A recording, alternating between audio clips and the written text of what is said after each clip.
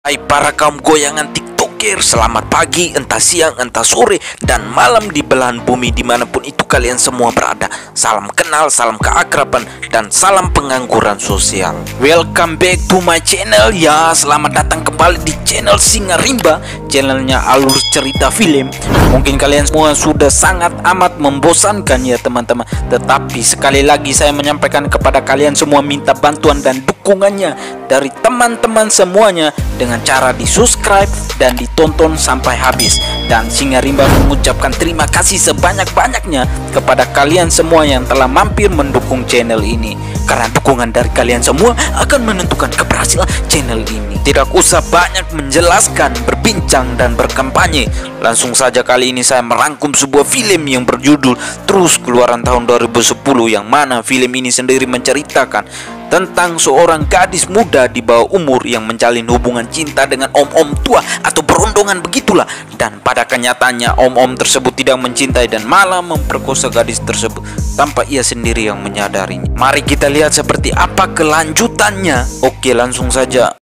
Berlatar belakang di suatu rumah ini kita diperlihatkan seorang gadis muda di bawah umur bernama Ani, dan panggil saja Ani, mengawali rutinitas paginya dengan minum jus dan berolahraga sebagai suatu bentuk kegiatan melangsingkan dirinya agar terlihat cantik di mata para kaum lelaki dan para kaum berondongan. Tibalah pada suatu hari, entah itu tanggal dan hari apa saya pun kurang tahu, tapi Anda semua akan mengetahui hari itu adalah hari raya ulang tahunnya Ani untuk kesekian kalinya.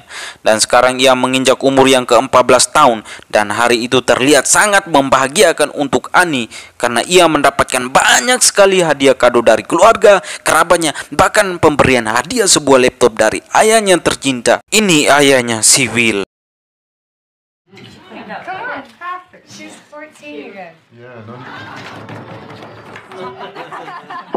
Karena sudah mendapatkan laptop, Ani pun mulai terjun ke dalam dunia perinternetan dan peralimiditan dan menggunakan sosial media untuk chattingan kepada laki-laki sebagai teman. Padahal Ani sendiri tidak begitu mengetahui identitas secara pasti kenalan-kenalannya di sosial media. Dan itulah sebagai awal mula mimpi buruknya Ani yang akan datang, karena sosial media selain membawa dampak yang positif, tetapi juga menjerumuskan ke dampak yang lebih ekstrim, yaitu dampak negatif. Semakin hari semakin terus-menerus chattingan dan kenalan Ani di sosial media yang awalnya dianggap sebagai teman biasa dan kini berubah menjadi cinta yang berbunga-bunga, yaitu Charlie. Ya, saya pun dibuat terheran-heran karena Charlie yang Ani cintai dan pacarin tersebut tidak diketahui wajahnya dan posturnya seperti apa, umurnya berapa, emak dan bapaknya siapa, mantannya siapa, artis gak? Ya, jelas-jelas Ani hanya mengetahui Charlie berumuran sama dengannya dan berasal dari California, dan semuanya itu diberitahukan oleh Charlie kepada Ani. Tibalah pada suatu hari Ani pulang dari sekolah dan memberitahukan sebuah kabar gembira kepada Charlie bahwa Ani terpilih masuk tim voli putri di SMA-nya untuk bertanding di turnamen nanti.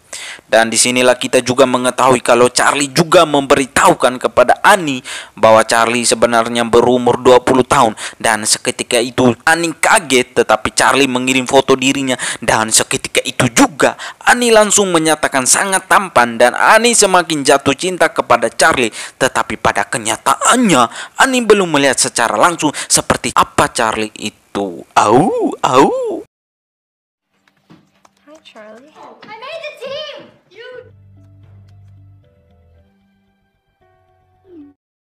Hari-harinya Ani di sekolah, di rumah, dia terus selalu bersama seorang sahabatnya bernama Brittany.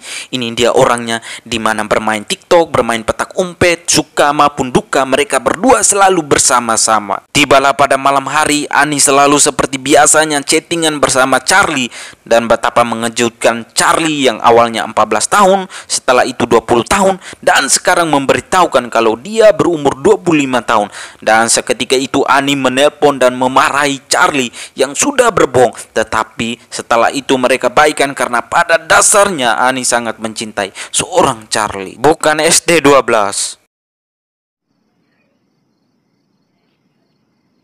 Hold on a sec. I'm talking. Tibalah di keesokan harinya, Peter kakaknya Ani berpamitan untuk pergi memasuki kuliah untuk pertama kalinya, yang diantar oleh sang ayah dan ibunya, sedangkan Ani bersama bibi dan adiknya tinggal di rumah. Setelah itu Ani pun pergi ke mall untuk menemui Charlie karena di hari-hari sebelumnya Ani dan Charlie janjian untuk bertemu di mall tersebut. Dan setelah itu Ani pun menunggu di bangku dan betapa terkejutnya saya, Anda, dan kalian semua karena yang menghampiri Ani inilah dia Charlie orangnya yang Ani puja-puja selama ini. Waduh. God, I can't. Where are you? I'm so... Tiba-tiba Ani pun merasa kaget karena Charlie hanyalah seorang om-om berondongan yang berumuran sama dengan ayahnya. Ani pun merasa kesal dan sampai menangis, tetapi karena Charlie terus menggombal dan menenangkannya, dan Ani pun sampai dibuat lulu oleh seorang Charlie. Pertemuan Ani dan Charlie tersebut berhasil diketahui oleh sahabatnya Bertani yang kebetulan juga berada di mall tersebut. Untuk menghilangkan kegalauan, Ani bersama Charlie jalan-jalan, bernongkrong di kafe, dan sampai-sampai Charlie menghadiahi sepasang BH dan CD berwarna merah untuk Ani. Bukannya menghadiahkan kalung ke, bunga atau baju atau sejenisnya lah, malahan ini dihadiahi seekor CD dan BH. Ani gak tuh? Ya menurut saya itulah sebuah pemberian yang sangat-sangatlah konyol. Pistachio. Can't tell you. Setelah itu Ani dan Charlie pergi ke hotel dan dengan modusnya Charlie menyuruh Ani mengenakan CD dan BH tersebut untuk dilihatnya apakah bagus atau enggak. Dengan begitu Ani hanya mengikuti saja dan dengan modusnya Charlie yang provokatif akhirnya Ani pun digenjot dan dikencerit dengan nafsu yang sangat tinggi oleh Charlie om-om berondongan tua otak mesum tersebut.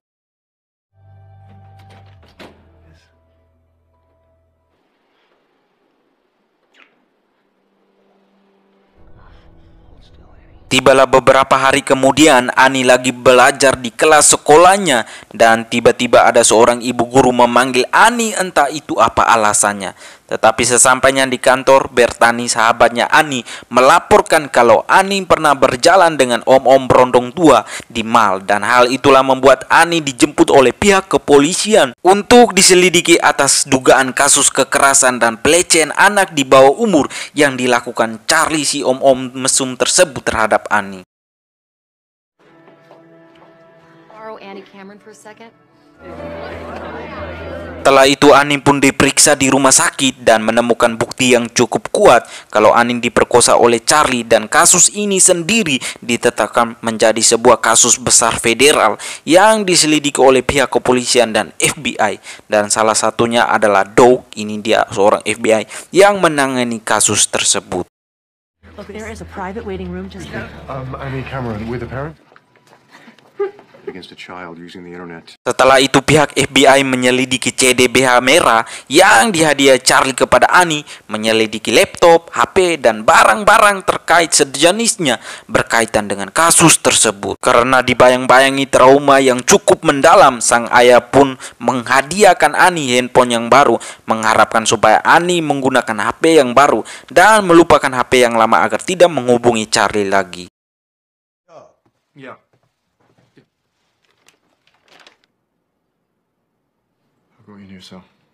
Ini dia Gail Friedman, penasihat rumah sakitnya Ani, di mana sang penasihat ini selalu siap sedia menerima keluhan dan pembicaraan apapun dari Ani terkait kasus pemerkosaan tersebut.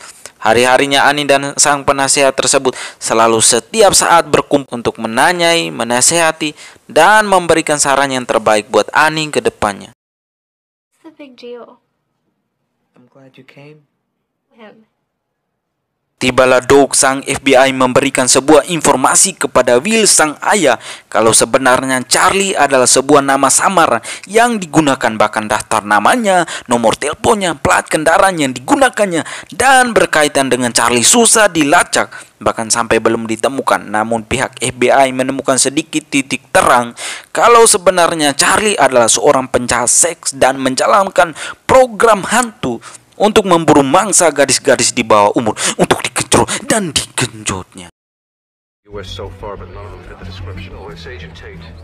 Don't worry, this is exactly how it's. Namun di satu sisi Ani ini sangat keras kepala, bahkan memarahi dan membenci ayahnya sendiri. Padahal ayahnya berjuang mati-matian untuk membantu menuntaskan kasus ini karena pada dasarnya ayahnya sangat mencintainya. Tetapi Ani sendiri sangat tegas menyatakan ia membela Charlie dan sangat mencintainya. Sret, bagong. Ya jelas-jelas menurut saya Charlie adalah penjahat seks yang diburu FBI dan om-om lagi, berondong lagi, mesum dan gede lagi. Tetapi begitulah anak zaman now sekarang yang dibutakan dengan om-om dan dibutakan oleh TikTokan. Wasn't like that. Tracker, what is this? Bala pada suatu malam Will lagi berpesta bersama teman serekan kerjanya untuk menghilangkan kegalauan dan kesetresan. Namun bukannya untuk bahagia, tapi lagi-lagi Will dibuat semakin stres dan frustasi karena ia melihat pajangan foto anaknya Annie yang sudah dijadikan iklan bintang porno.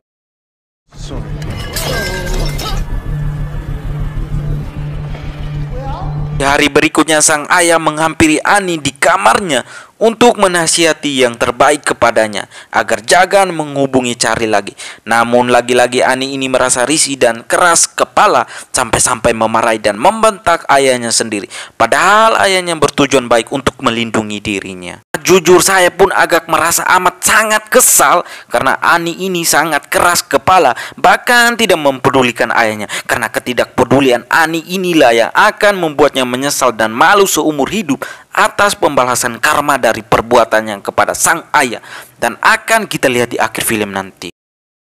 Fucking room right now! I hate it like that! You don't even know! Get out of my room! Hari-hari yang dilalui sang ayah pun terus dibayang-bayangi tentang pemerkosaan putrinya dan ingin secepatnya membunuh pelaku dengan tangannya sendiri.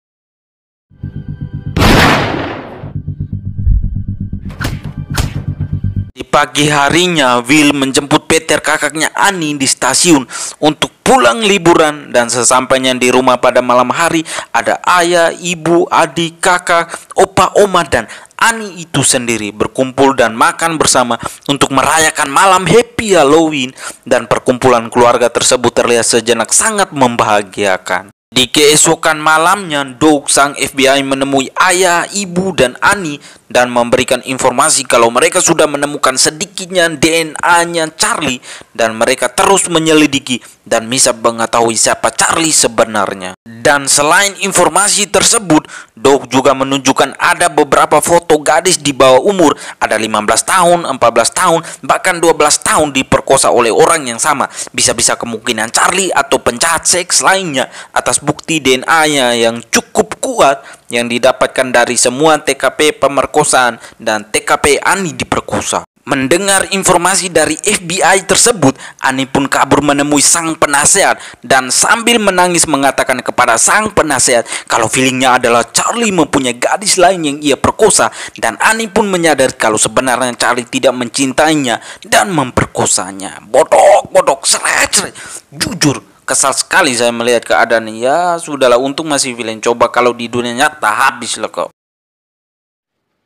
3 of them. It was something to drink. He lied so he could have. Di keesokan harinya ada sang ayah, ibu, adik, dan sahabatnya Annie lagi menonton Annie bermain voli di turnamen sekolahnya. Namun seketika itu sang ayah memusatkan pandangannya pada seorang pria yang lagi memotret. Tetapi Will menganggap wajah pria tersebut sama persis dengan seorang penjahat seks buronan yang FBI tunjukkan foto orang tersebut kepada Will beberapa minggu yang lalu. Namun karena sudah digadang-gadang emosi, Will langsung menghajar pria tersebut saat itu juga. Namun lebih kagetnya lagi kalau pria yang dihajar Will tersebut merupakan ayah dari seorang siswi pemain voli tersebut. Dan ternyata orang yang Will hajar tersebut adalah salah orang. Waduh, dan hal tersebutlah sangat-sangatlah memalukan khalayak publik dan khalayak ramai.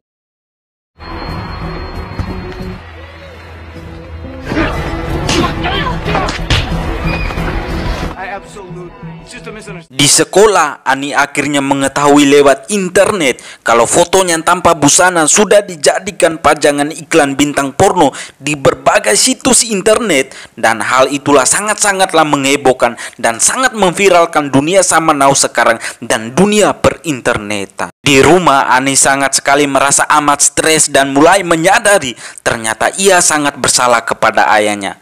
Setelah beberapa jam, Ani ditemukan sekarat dan tak berdaya di kamar mandi karena Ani sendiri mencoba untuk membunuh diri dengan sembarangan menelan obat dan pil-pil berbahaya. Namun ayah dan ibu berhasil menyelamatkan Ani dan membawanya ke rumah sakit. Setelah sembuh dan pulang ke rumah, kini ayah menyadari kalau selama ini ia telah bersalah membuat Ani tertekan terus-menerus. Padahal semua tujuan ayah tersebut sangatlah baik dan mulia untuk kebaikan dan melindungi putri kesayangannya. Namun Will sambil menangis dan meminta maaf kepada Ani, dan sang ayah pun melupakan semua kasus yang menimpa Ani dan menyerahkan sepenuhnya perkara tersebut kepada FBI, dan Will lebih bersyukur untuk Ani yang sekarang di hadapannya ini. Begitupun juga Ani meminta maaf kepada ayahnya, saling berdamai, menyayangi, dan mereka hidup dalam keluarga yang penuh kerukunan dan menjunjung tinggi asas-asas pri kemanusiaan. Di akhir film terlihat ini dia Charlie bersama istri dan anaknya sedang melakukan vlog keluarga atau vlog mencari mangsa lainnya atau sejenisnya lah. Dan ternyata Charlie ini, si mesum ini adalah seorang guru fisika yang sangat terkenal di sekolahnya. Ya, seperti itulah jalan keseluruhan dari film ini. Berawal dari Ani mengenal seorang pria bernama Charlie yang memperkosanya tanpa Ani sendiri menyadari kalau si Charlie tidak mencintainya. Dan akhir dari semua itu, Ani menyadari dan menyesalnya sendiri perbuatannya tersebut karena perjuangan ayahnya benar adanya untuk kebaikannya. Ya, seperti itulah endingnya, sangatlah seru. Namun seperti apa kasus penyelidikan FBI selanjutnya? Apakah Charlie ditangkap atau enggak? Atau Charlie menyusun program selanjutnya mencipok banci-banci atau enggak? Tetapi tidak dijelaskan kelanjutannya, sehingga membuat akhir film penuntasan kasus oleh FBI tersebut sangatlah penasaran, menggantungkan, dan mengkepokan. Ya, pesan dari film ini adalah cintailah dirimu, keluargamu, dan ayahmu sendiri. Karena ayah adalah orang yang paling pertama turun tangan dalam berjuang menyelesaikan suatu masalah yang dialami putra-putri kesayangannya. Ya, contoh singkatnya kayak anak kos lah. Ketika kehabisan uang kos bulanan atau ada masalah sejenisnya lah. Ketika menelpon emak begini, "Halo mak, aku minta uang dan uangku udah habis." Dan beginilah jawabnya emak, "Wah, barusan kirim juga udah habis ya? Pasti foya-foya shopping di mall, jalan-jalan, makan di restoran, atau orderan makan di food yang lainnya." Begitulah jawabnya emak ketika kita meminta uang, dan pasti banyak sekali omelan kepada kita. Coba kalau kita telepon ayah begini, "Halo ya, aku minta uang dan uangku udah habis." Pasti ayah jawabnya, "Oke nak, besok atau urusan ayah udah kirim ya." Dan itulah perbedaan ayah dan ibu. Dan bukan berarti ibu membenci atau tidak peduli dengan kita, tetapi seorang ibu mempunyai kasih yang sangat besar dan tanpa batas kepada anaknya lewat nasihat dan doa-doa darinya. Karena surga itu sendiri berada di telapak kaki seorang ibu. Maka dari itulah untuk kalian semua, cintalah dan sayangilah ayah dan ibumu, karena mereka lah orang pertama yang sangat menyayangimu. Musik bebas copyright. Dum tik dum dum tik dum dum dum dum dum dum dum dum tik dum dum dum dum tik dum dum. Au au au.